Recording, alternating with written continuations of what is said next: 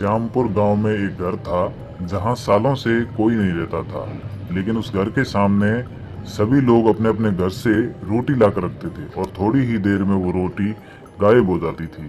और गांव के सभी लोग जानते थे कि इस पुराने घर में सुड़ेल रहती है और वही ये रोटियां खाती है, क्योंकि जिस दिन गांव के किसी घर से रोटी नहीं आती थी उस दिन उस घर में रोटी नहीं बन पाती थी तथा उस घर में अजीब अजीब सी आवाजें आने लगती थी।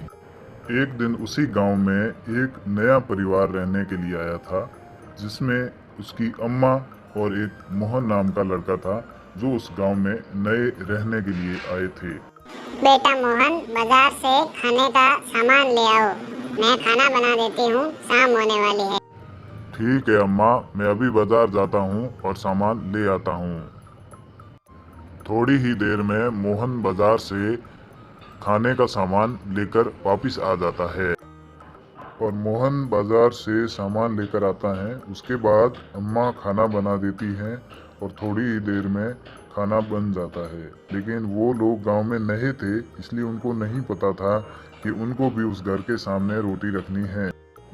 अम्मा और मोहन दोनों बैठकर खाना खा लेते हैं और बचा हुआ खाना रख के सो जाते हैं।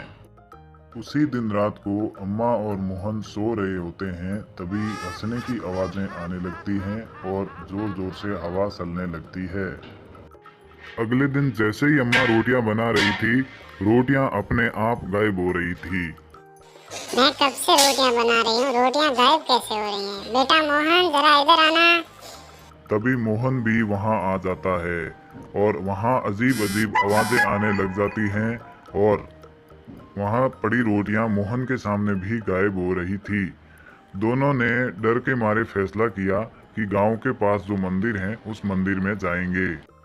वो दोनों अपने साथ घटी हुई पूरी घटना पंडित जी को बताते हैं।